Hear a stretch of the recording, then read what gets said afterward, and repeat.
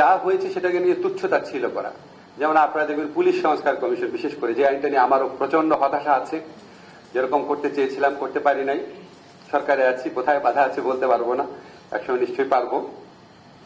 তো তারপরও যেটা হয়েছে সেটাকে এতই তুচ্ছ, যেখানে আগে স্বরাষ্ট্র মন্ত্রণালয়ের পাশাপাশি কোনো মতামত রাখারই স্কোপ ছিল না, সেখানে একটা নিরপেক্ষ ফোরাম থেকে অ্যাটলিস্ট মতামত রাখার স্কোপ তৈরি হয়েছে।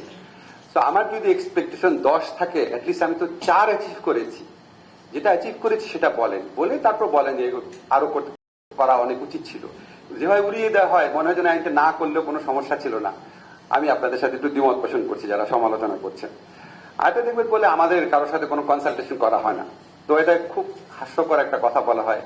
আমাদের এখানে সংস্কার যে কমিশনগুলো করা হয়েছে, এত এক্সটেন্সিভ লেভেলে কনসালটেশন 1972 সালে বাংলাদেশের সংবিধান প্রণয়ন করার সময় করা হয় নাই। তবে একটা কথা বলে যে আমরা যেটা বলেছি সেটা রাখা হয় নাই। হোল্ড অন, আপনি 10টা কথা বলেছেন, তার মধ্যে অ্যাটলিস্ট 6টা রাখা হয়েছে। প্লিজ সত্য কথা বলেন যে আমি 10টা সুপারিশ করেছিলাম, মাত্র 6টা রাখা হয়েছে। আমাদের কোনো সুপারিশই রাখা হয়নি এটা বলবেন না, বিকজ এই সংস্কার প্রক্রিয়ার সাথে আমি ওতপ্রোতভাবে জড়িত ছিলাম। আমি কনফিডেন্টলি বলতে পারি, নিশ্চয়ই এই সিভিল সোসাইটি যখন ফিরে যাবো, জিল্লুরের প্রোগ্রামে সবচেয়ে বড় সমালোচকদেরকে আমি বাছাই করে রেখেছি, তাদের সাথে আলোচনা করব, প্রমাণ করে দেখাবো, এভারেজে 10টার মধ্যে অন্তত 6টা সুপারিশ রাখা হয়েছে।